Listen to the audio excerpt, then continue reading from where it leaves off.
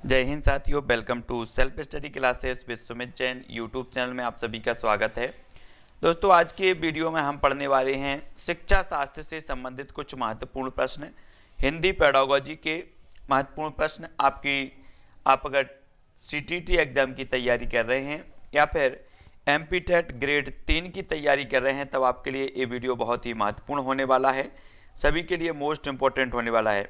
सभी लोग वीडियो को लाइक कर देंगे, सभी को वीडियो को क्या करना है जो है सब्सक्राइब भी करना है। लाइक तो सभी लोग करेंगे। आज हम कुछ और महत्वपूर्ण प्रश्नों पर चर्चा करेंगे, ठीक है।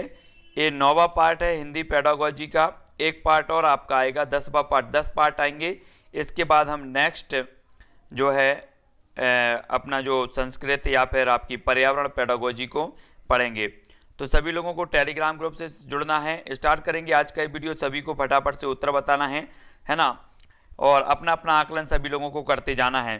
आज का जो अपना पहला प्रश्न है, भाषा विकास के लिए आवश्यक है तो क्या आवश्यक है। 4 विकल्पों के माध्यम से हमें उत्तर बताना है, सभी लोग बताएंगे।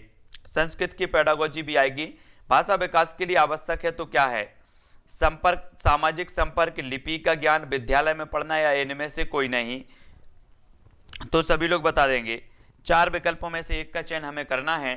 भाषा विकास के लिए आवश्यक माना जाता है तो क्या माना जाता है। ये आपके 4 विकल्प हैं और 4 में से एक चयन करेंगे सभी लोग। तब आपका प्रश्न 1 का जो आंसर हो जाएगा वो क्या हो जाएगा, लिपि का ज्ञान। लिपि का ज्ञान आपका बिल्कुल राइट आंसर होगा, ठीक है, बहुत बढ़िया। अधिकांश लोगों ने बिल्कुल राइट आंसर बताया। भाषा विकास के लिए जो आवश्यक है वो क्या हो जाएगा, लिपि का ज्ञान, यानी कि बी नंबर आपका बिल्कुल राइट आंसर होगा, ठीक है, बी नंबर, ठीक है। जिन्होंने बी बताया है उनका आंसर बिल्कुल राइट है, वो अपना 1+ नंबर कर लेंगे। अगला देखो, शिक्षा तथा भाषा का संबंध है तो किससे है। शिक्षा के माध्यम से भाषा सीखी जाती है।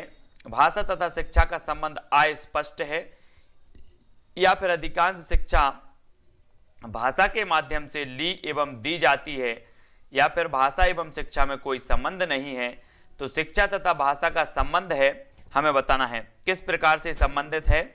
तो 4 विकल्पों में से हमें चयन करना है। सभी लोग अपना अपना चयन करते जाएंगे, ठीक है। अपने अपने नंबर आप अपने को जो क्या करना है, ईमानदारी से जोड़ते जाना है, अपना अपना स्कोर सभी लोग संभालेंगे। तो शिक्षा तथा भाषा का जो संबंध है वो क्या है। प्रश्न क्रमांक दूसरे का आपका हो जाएगा सी, अधिकांश शिक्षा भाषा के माध्यम से ली एवं दी जाती है। तो सी नंबर जिन्होंने बताया उनका आंसर बिल्कुल राइट है, वो अपना नंबर 1+ करेंगे। भाषा है तो भाषा क्या है, विचारों का आदान प्रदान, ध्वनियों का प्रतीक, लिपिबद्ध विचार एवं अनुभव, या फिर वाक्यों का प्रयोग। तो भाषा क्या है हमें बताना है। यहाँ पर 4 विकल्प हैं, 4 में से एक का बताना है। भाषा क्या है। प्रश्न क्रमांक 3 का उत्तर क्या हो जाएगा, सभी लोग आंसर देंगे। और 3 का जो आपका आंसर हो जाएगा, अधिकांश लोगों ने बिल्कुल राइट आंसर बताया है कि जो भाषा है वो विचारों का आदान प्रदान का माध्यम है, यानी ये नंबर आपका बिल्कुल राइट हो जाए। ये नंबर जिन्होंने बताया उनका आंसर बिल्कुल राइट है, ठीक है। आगे बढ़ते हैं। भाषागत विकास को प्रभावित करते हैं तो क्या करते हैं। पारिवारिक एवं सामाजिक संपर्क, परिवार की आर्थिक स्थिति, स्वास्थ्य या उपर्युक्त सभी को पता है भाषा विकास को प्रभावित करने वाले जो कारक माने जाएंगे वो कौन से माने जाएंगे। तब 4 विकल्पों में से हमें उत्तर बताना है। सभी लोगों को बढ़िया आंसर बताना है और लास्ट में बताना है कि आपने कितने प्रश्न किए हैं और कितने प्रश्न जो है आपने नंबर मिले हैं आपको। तब आपका प्रश्न क्रमांक जो 4 का आंसर होगा वो क्या होगा, डी, यानी कि उपर्युक्त सभी आपका बिल्कुल राइट आंसर होगा, डी नंबर का, ठीक है। भाषा सीखी जाती है सुनकर, बोलकर, पढ़कर या फिर अनुकरण द्वारा। तो भाषा कैसे सीखी जाती है सभी लोगों को बताएंगे। प्रश्न क्रमांक 5 का उत्तर बताना है। क्या हो जाएगा अपना, 4 विकल्पों में से एक का चयन करेंगे सभी लोग। तब आपका जो आंसर हो जाएगा कि भाषा जो सीखी जाती है वो सीखी जाती है अनुकरण द्वारा, यानी कि डी नंबर आपका बिल्कुल राइट होगा, डी नंबर। जिन्होंने बताया है डी नंबर उनका आंसर बिल्कुल राइट है, वो अपना स्कोर एक नंबर प्लस जरूर करेंगे। अगला क्वेश्चन है, भाषा शब्द की व्युत्पत्ति हुई है तो शिक्ष धातु से, भाष धातु से, दिव्य धातु से, या इनमें से कोई नहीं। तो 4 विकल्प हैं और 4 में से एक का चयन करना है। भाषा शब्द की जो व्युत्पत्ति हुई है वो किससे हुई है। तब आपका बिल्कुल सरल सा क्वेश्चन है और सभी को आना चाहिए, है ना। तो बिल्कुल राइट आंसर बी नंबर आपका बिल्कुल राइट हो जाएगा। भाष धातु से हुई है भाषा शब्द की, है ना। नेक्स्ट है हिंदी भाषा किस लिपि से संबंधित है, किस लिपि से बताना है, फारसी से, देवनागरी से, गुरुमुखी या इनमें से कोई नहीं। तो हिंदी भाषा के बारे में आपको पता है कि 14 सितंबर 1949 को जो है हिंदी भाषा को राजभाषा के रूप में स्वीकार किया गया, है ना। तो ये जो है हिंदी भाषा किस लिपि से संबंधित मानी जाएगी, तब प्रश्न क्रमांक जो 7 है, 7 का आंसर हो जाएगा बी, यानी कि देवनागरी आपका बिल्कुल राइट आंसर हो जाएगा। ठीक है, अगला क्वेश्चन, हिंदी भाषा का जन्म हुआ है लौकिक संस्कृत से, वैदिक संस्कृत से, मागधी अपभ्रंश से या फिर पाली प्राकृत से। तो प्रश्न क्रमांक 8 का उत्तर क्या हो जाएगा, सभी लोगों को अच्छे से उत्तर बताना है।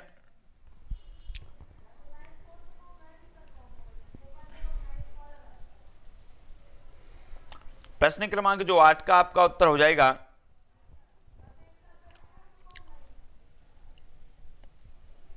बहुत बढ़िया आंसर, डी नंबर आपका सही हो जाएगा। ठीक है, डी नंबर, जिन्होंने भी डी बताया उनका आंसर बिल्कुल सही है।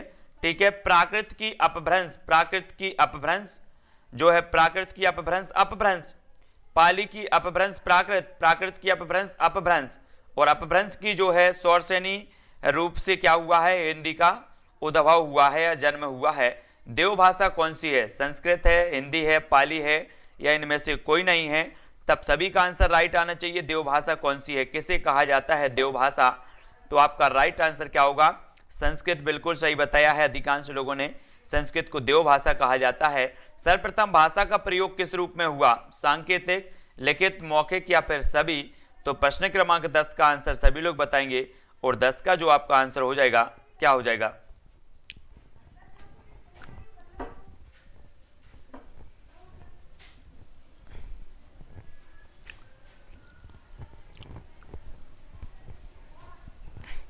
तब प्रश्न क्रमांक 10 का जो आपका आंसर होगा, सबसे पहले तो अगर बात करें कि जो भाषा का प्रयोग किस रूप में हुआ, तो सांकेतिक रूप में हुआ पहले, है ना। तो ये नंबर इसका बिल्कुल राइट आंसर होगा। फिर मौखिक और फिर लिखित, है ना। तो सर्वप्रथम पूछा गया है तो सांकेतिक रूप में हुआ था सर्वप्रथम, है ना। नहीं, कंफ्यूज नहीं होना है इसमें, ये नंबर सही होगा। सर्वप्रथम भाषा का प्रयोग सांकेतिक रूप में ही हुआ है, सांकेतिक रूप में, फिर मौखिक रूप में और फिर लिखित रूप में होने लगा। तो ये नंबर इसका सही हो जाएगा। अगला क्वेश्चन, संप्रेषण कहलाता है तो क्या कहलाता है, संप्रेषण, भाव एवं विचारों को दूसरे तक पहुंचाना, भावों एवं विचारों को ग्रहण करना, भावों एवं विचारों का आदान प्रदान करना, इनमें से कोई नहीं। तब आपका आंसर क्या होगा, भावों एवं विचारों को दूसरों तक पहुंचाना, या फिर प्रश्न क्रमांक 11 का आंसर, 11 का आंसर बिल्कुल आपका जो राइट आंसर होगा वो क्या होगा, भावों एवं विचारों का आदान प्रदान जो होता है वो भाषा यानी कि संप्रेषण कहलाता है। सी नंबर, सी नंबर आपका बिल्कुल राइट आंसर होगा। ठीक है, सी नंबर वाले उनका नंबर बिल्कुल सही है, वो अपना 1 नंबर प्लस करेंगे सी नंबर वाले। अगला क्वेश्चन देख लेंगे। अगला जो अपना क्वेश्चन है वो क्या है, भाषा और विचारों में संबंध है तो मानसिक है, घनिष्ठ है, आर्थिक या फिर शारीरिक है। तो 12 का आंसर सभी लोग बताएंगे, भाषा और विचारों में जो संबंध होता है वो कौन सा संबंध होता है। सभी को आंसर पता है और सभी को बिल्कुल सही उत्तर बताना है, गलत नहीं करना है। तब आपका जो राइट आंसर हो जाएगा वो क्या हो जाएगा, आपका उत्तर होगा घनिष्ठ। भाषा और विचारों में जो संबंध होता है वो घनिष्ठ, यानी कि बी नंबर आपका बिल्कुल राइट आंसर होगा। ठीक है, बी नंबर, घनिष्ठ संबंध होता है भाषा और विचारों में। अगला क्वेश्चन है, बालक की भाषा सभ्य एवं सुसंस्कृत बनाने में योगदान है तो किसका है, परिवार का, समाज का, विद्यालय या फिर इन सभी का। तो 13 का आंसर क्या हो जाएगा, बालक की भाषा सभ्य एवं सुसंस्कृत बनाने में योगदान किसका है। तो आपको 4 विकल्प हैं और 4 में से आंसर बताना है प्रश्न क्रमांक 13 का। तब आपका बिल्कुल राइट आंसर होगा कौन सा, डी वाला, इन सभी का है। अगर आपसे पूछा जाएगा कि बालक की भाषा सभ्य एवं सुसंस्कृत बनाने का महत्वपूर्ण योगदान किसका है, तब आपका उत्तर होगा परिवार का। लेकिन जब सुसंस्कृत बनाने में योगदान है तो समाज का भी है, परिवार का और विद्यालय का भी है। ठीक है, यानी कि अपना जो है डी नंबर बिल्कुल सही हो जाएगा। ठीक है, अगला, विचारों की अभिव्यक्ति का साधन है तो क्या है, त्रिभाषा, अभिलाषा, भाषा या फिर परिभाषा। प्रश्न क्रमांक 14, विचारों की अभिव्यक्ति का साधन सभी को पता है। ए नंबर आपका बिल्कुल राइट आंसर होगा, है ना, ए नंबर। अगला है भाषा में परिवर्तन के कारण है तो क्या है? स्थान विशेष की जलवायु, कई पीढ़ियों का अंतर, भौगोलिक भिन्नता या फिर उपयुक्त सभी। 15 का आंसर हमें बताना है भाषा में परिवर्तन के कारण क्या होते हैं। तब प्रश्न क्रमांक जो 15 का आपका आंसर हो जाएगा वो क्या हो जाएगा? प्रश्न क्रमांक 15 का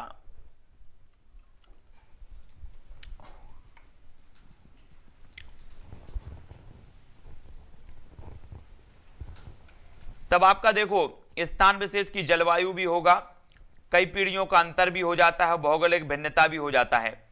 डी नंबर आपका बिल्कुल सही होगा, उपर्युक्त सभी। हम देखते हैं ना कि एक भौगोलिक क्षेत्र का भाषा अलग होती है, दूसरी भौगोलिक की अलग होती है ना। कई पीढ़ियों के बाद भाषा का भी परिवर्तन होता है और स्थान विशेष की जलवायु अलग अलग होती है। तो इस प्रकार से डी नंबर आपका यहाँ पर सही होगा, डी नंबर, ठीक है। भाषा में परिवर्तन के कारण भी हैं, है ना। तो अगला देख लेते हैं, भाषा वह व्यापार है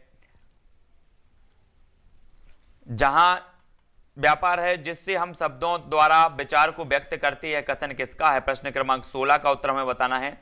भाषा वह व्यापार है जिससे हम शब्दों द्वारा विचार को जो है क्या करते हैं? विचार को व्यक्त करते हैं। यह जो कथन है वो किसका है? प्रश्न क्रमांक 16 का। तो आपका जो 16 है और 16 का आंसर हो जाएगा, क्या हो जाएगा? ए है पाणिनि साहब का, पाणिनि का नहीं, पतंजलि साहब का, सॉरी, पतंजलि साहब का है। भाषा वह व्यापार है जिससे हम शब्दों द्वारा विचार को व्यक्त करते हैं, पतंजलि, यानी कि बी नंबर राइट होगा, बी नंबर सही है, पतंजलि इसका सही है, 16 नंबर। अगला क्वेश्चन, हिंदी की मानक भाषा है तो कौन सी है? खड़ी बोली, अवधी, भोजपुरी या फिर सभी। मानक भाषा हमें बतानी है। प्रश्न क्रमांक 17 का आंसर बताना है, सभी लोग बताएंगे। तो उत्तर क्या होगा प्रश्न क्रमांक 17 का?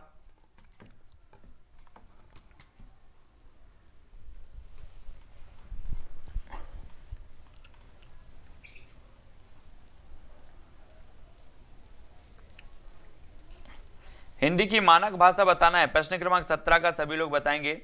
तो मानक भाषा जो है वो खड़ी बोली है। ए नंबर आपका बिल्कुल राइट आंसर होगा, ए नंबर, ठीक है। मानक भाषा खड़ी बोली है। देवनागरी लिपि का विकास हुआ है तो रोमन से, फारसी, ब्राह्मी या फिर रूसी से हुआ है। तो देवनागरी लिपि आप सभी को पता है, ये देवनागरी लिपि का जो विकास माना जाता है वो कौन सी लिपि से माना जाता है? तब आपका आंसर क्या होगा प्रश्न क्रमांक 18 का। और 18 का जो अधिकांश लोगों ने बिल्कुल राइट आंसर बताया है कि देवनागरी का जो विकास हुआ है वो ब्राह्मी लिपि से होता है, यानी बी नंबर आपका बिल्कुल राइट आंसर होगा, बी नंबर।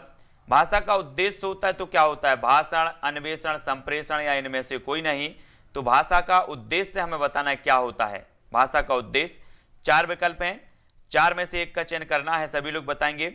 और आज रात्रि 10:10 पर आपके स्पेशल नोट्स के माध्यम से हम पढ़ेंगे हिंदी भाषा को, हिंदी व्याकरण को, है ना। तो भाषा का उद्देश्य होता है तो क्या होता है? 19 का जो आंसर है वो अधिकांश लोगों ने बताया है, क्या होता है? संप्रेषण, यानी कि आदान प्रदान, बी नंबर आपका बिल्कुल राइट आंसर होगा। हिंदी को भारत संघ की राजभाषा के रूप में कब स्वीकार किया गया? सभी को बताना है। हिंदी दिवस भी हम मनाते हैं, बिल्कुल राइट आंसर सभी लोगों के आएंगे। ज़्यादा कठिन प्रश्न नहीं है, बिल्कुल आसान से प्रश्न हैं। तो हिंदी को भारत संघ की राजभाषा के रूप में कब स्वीकार किया? 20 का आंसर जो आपका होगा वो क्या हो जाएगा? 14 सितंबर 1949, है ना। और इसको राजभाषा के रूप में धारा 343(1) के तहत जो है इसको रखा गया है राजभाषा के रूप में हिंदी को। तब आपका बिल्कुल राइट आंसर है ना। अगला देख लेते हैं, भाषा का मानक रूप बालक कहाँ सीखता है? घर में, खेलकूद, समाज या फिर विद्यालय में। तो 21 का आंसर हमें बताना है, मानक रूप बताना है। मानक मतलब जो होता है साहित्यक जो भाषा होती है, साहित्य लेखन में जिसका प्रयोग किया जाता है वो मानक भाषा होती है। और मानक भाषा का जो प्रयोग करना या बालक कहाँ सीखता है, तब आपको पता होनी चाहिए कि वो भाषा सीखता है वो कहाँ पर? विद्यालय, यानी कि विकल्प नंबर डी आपका बिल्कुल राइट आंसर हो जाएगा, डी नंबर, ठीक है, डी नंबर बिल्कुल राइट है। अगला क्वेश्चन देख लो, भाषा किसका साधन है? वाचन का, लेखन का, भावाभिव्यक्ति या इनमें से कोई नहीं। तो प्रश्न क्रमांक 22 का आंसर क्या होगा? 22 का बताना है।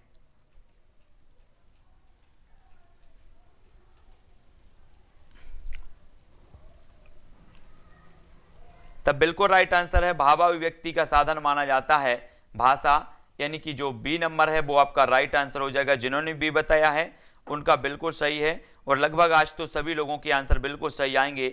मनुष्य के मानसिक विकास के लिए मातृभाषा उतनी आवश्यक है जितना कि बच्चे के शारीरिक विकास के लिए माँ का दूध। यह कथन किसका है? मनुष्य के मानसिक विकास के लिए मातृभाषा उतनी ही आवश्यक है जितना कि बच्चे के शारीरिक विकास के लिए माँ का दूध। एक कथन किसका है? महात्मा गांधी, रविन्द्रनाथ टैगोर या विवेकानंद या फिर एनी बेसेंट। तब आपका आंसर बताना है, और 4 विकल्पों के माध्यम से प्रश्न क्रमांक 23 का आंसर सभी लोग बताएंगे, और 23 का आंसर हो जाएगा महात्मा गांधी जी, यानी विकल्प नंबर ए बिल्कुल राइट आंसर है। ये महात्मा गांधी जी का कथन है, ए नंबर, ठीक है। हाँ, अधिकांश लोगों ने बिल्कुल राइट आंसर बताया है।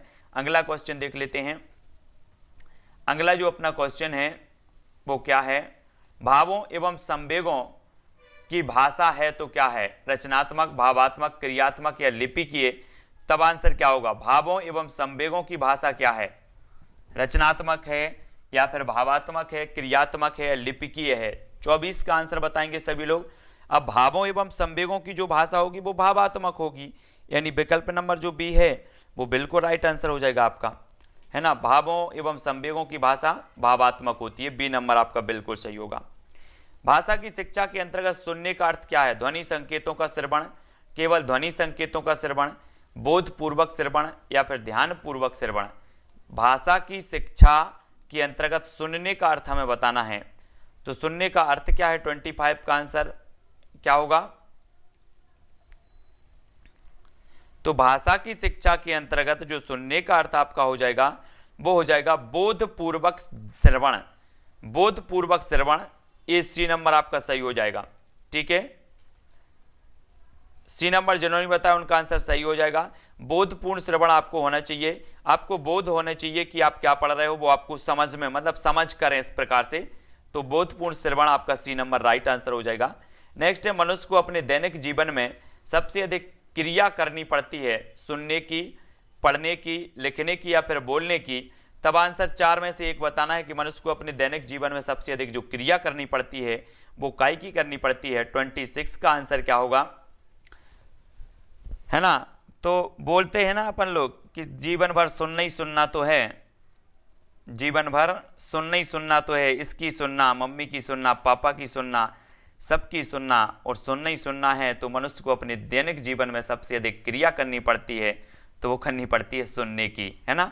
ए नंबर आपका बिल्कुल राइट आंसर होगा, सुनने की है। सभी लोग सुनते रहना है, बाल मनोविज्ञान का प्रधान साधन है, तो वो क्या है? अंग्रेजी की शिक्षा, मातृभाषा की शिक्षा, विद्यालय की शिक्षा, या इनमें से कोई नहीं? तो बाल मनोविकास का जो प्रधान साधन माना जाता है 27 का, वो क्या होगा? बिल्कुल राइट आंसर आ रहा है सभी लोगों का।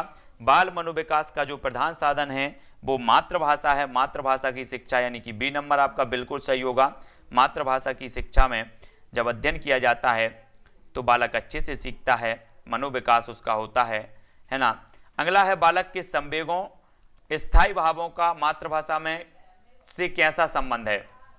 घनिष्ठ है, सामान्य है, अच्छा है? 28 का बताना है। तो अब बालक के संवेगों, स्थायी भावों का मातृभाषा से जो संबंध होगा वो कैसा होगा? घनिष्ठ ही तो होगा, घनिष्ठ, यानी 1 नंबर आपका बिल्कुल राइट है, घनिष्ठ आंसर होगा, ठीक है। घनिष्ठ आपका बिल्कुल सही है। अगला है, बालकों का बौद्धिक, नैतिक एवं सांस्कृतिक विकास निर्भर करता है, तो काय पर निर्भर करता है? खेल क्षमता पर, भाषा क्षमता पर, अध्ययन क्षमता पर, या इनमें से कोई नहीं? तब आंसर बतानी है सभी लोगों को। बालकों का बौद्धिक, नैतिक एवं सांस्कृतिक विकास निर्भर करता है, तो किस चीज पर निर्भर करता है? तब हमें बताना है। सभी लोग वीडियो को लाइक जरूर कर देना। रोज 2:30 बजे आपकी शिक्षा शास्त्र की क्लास होती है, अभ्यास कर लेते हैं अपन सब मिलकर के। 29 का जो आपका आंसर हो जाएगा वो हो जाएगा भाषा क्षमता पर। बी नंबर जिन्होंने बताया उनका आंसर बिल्कुल सही है। बालकों का बौद्धिक, नैतिक एवं सांस्कृतिक विकास निर्भर करता है, तो वो भाषा क्षमता पर करता है, ठीक है। भाषा क्षमता बी नंबर जिन्होंने बताया है वो पुरस्कार के लायक हैं, है ना। वर्णमाला है तो क्या है? वर्णों का समूह है, शब्दों का समूह है, वाक्यों का समूह है, या फिर ये सभी हैं?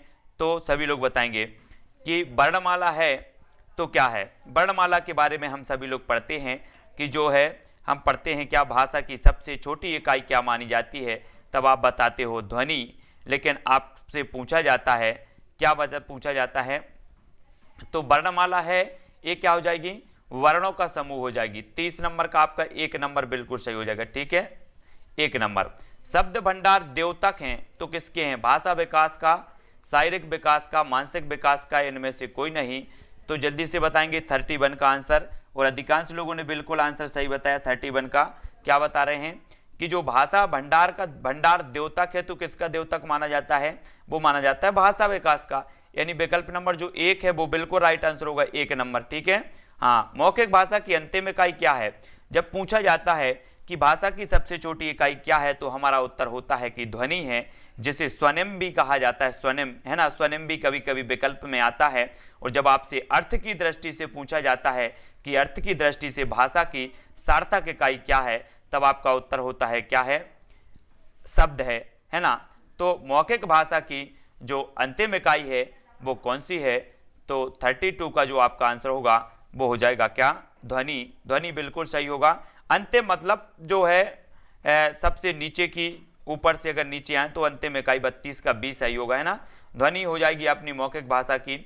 और नेक्स्ट, हिंदी भाषा में वर्णों को कितने भागों में बांटा गया है, तब 33 का आंसर सभी लोग बताएंगे। वर्ण आप लोग पढ़ते हैं, है ना, तो वर्णों को कितने भागों में बांटा गया है, स्वर और व्यंजन, ये जो होते हैं वर्ण होते हैं, ठीक है, बहुत बढ़िया आंसर। वर्णों को जो है 2 भागों में बांटा गया, स्वर और व्यंजन। उपभाषा किस भाषा का कौन सा रूप, किसी भाषा का कौन सा रूप है, उपभाषा हम पढ़ते हैं, उपभाषा किसी भाषा का कौन सा रूप है, स्थानीय रूप, सूक्ष्म रूप या बृहद रूप। तो 34 का आंसर क्या हो जाएगा, 34, उपभाषा किसी भाषा का कौन सा रूप होता है।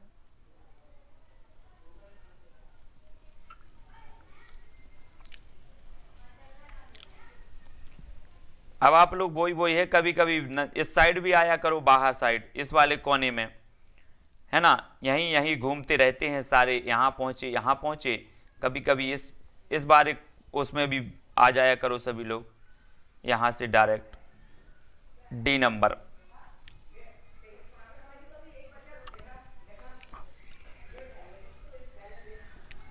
अगला देख लो, उनमें से कौन सी हिंदी की उपभाषा है। 35 का आंसर सभी लोग बताएंगे।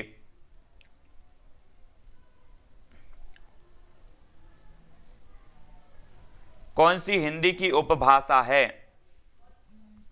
बिहारी हिंदी, पूर्वी हिंदी, राजस्थानी हिंदी।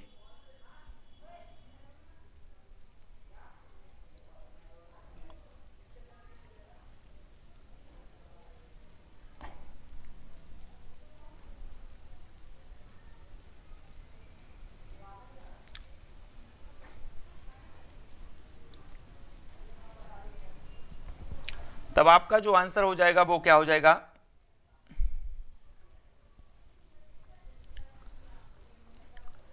क्या हो जाएगा, कौन सी हिंदी की उपभाषा है। तो देखो, बिहारी हिंदी भी उपभाषा मानी जाती है, पूर्वी हिंदी के अंतर्गत अवधी, बघेली, छत्तीसगढ़ी, ये भी हिंदी की उपभाषाएं मानी जाती हैं। राजस्थानी हिंदी भी उपभाषा मानी जाती है। राजस्थानी के अंतर्गत जो है अपनी मेवाती है, या फिर ढूंढ जयपुरी है, ये सारी हिंदी की उपभाषाएं हैं, ठीक है, ये हिंदी की उपभाषाएं, मैथिली उपभाषा मानी जाती हैं। तो उपभाषा में कितनी प्रकार की बोलियां सम्मिलित होती हैं, उपभाषा में बताना है, 1, 2 या फिर अनेक। 36 का आंसर बताना है। तब उपभाषा में कितने प्रकार की होती हैं, जैसे हम नाम लेते ना बस, हिंदी, चाहे अपनी वो मैथिली हो तब भी उसे हिंदी कहा जाता है ना, हिंदी की जबकि उपभाषाएं हैं, और उपभाषाएं कैसी होती हैं, अनेक होती हैं। तो बी नंबर आपका बिल्कुल सही हो जाएगा, बी नंबर, ठीक है, बहुत बढ़िया, बी नंबर आपका राइट आंसर होगा। और सभी लोगों को वीडियो को लाइक करना है, सभी लोगों को वीडियो को क्या करना है, शेयर भी करना है। आज यहीं तक प्रश्नों का अध्ययन किया जाएगा। और नेक्स्ट जो प्रश्न है 35 का उत्तर ये सभी आपका, ये सभी डी नंबर सही है, डी नंबर 35 का डी है। और उपभाषा में कितने प्रकार की बोलियां हैं, तो अनेक प्रकार की होती हैं, ठीक है। हाँ, सभी लोगों को लाइक करना है। शाम को 6:30 बजे आएगी अपनी इकाई की पर्यावरण की क्लास।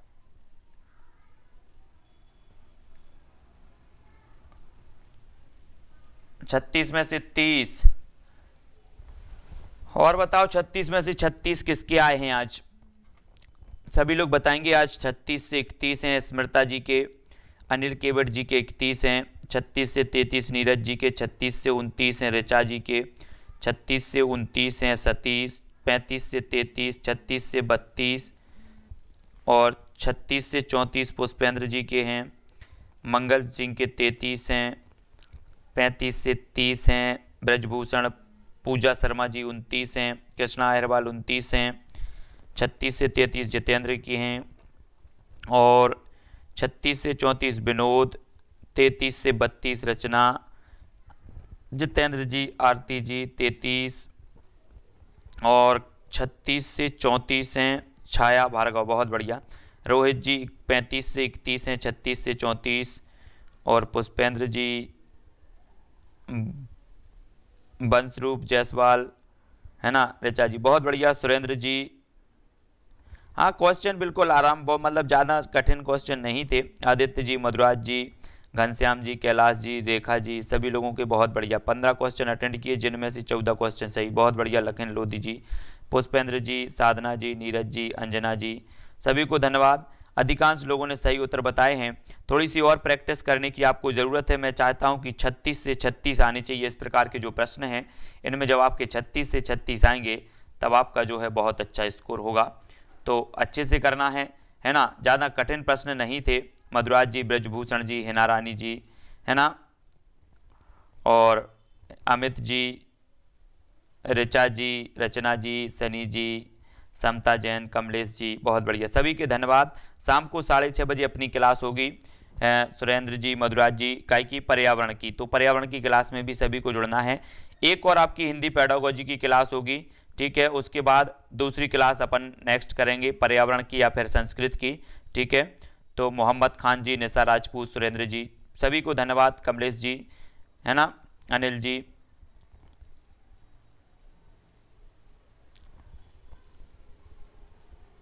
तो जितेंद्र जी अब अपनी क्लास पर्यावरण की होने वाली है और पर्यावरण में अपन पारिस्थितिकी किससे संबंधित पढ़ेंगे? पारिस्थितिकी, है ना, पर्यावरण अपन पारिस्थितिकी से संबंधित प्रश्नों को पढ़ेंगे, ठीक है। शाम को 6:30 बजे पर्यावरण की पारिस्थितिकी से संबंधित कुछ आपके प्रश्न होंगे, वो देख लेना। बंसरूप शिव, ठीक है, शिवदास जी, कमलेश जी, आरती जी, सभी को धन्यवाद। और 6:30 शाम को 6:30 बजे पर्यावरण की 7:15 पर आपकी होगी इकाई की बाल विकास की, जिसमें हम बौद्धिकता को पढ़ रहे हैं, बहुबौद्धिकतावाद को, है ना, बहुत बढ़िया।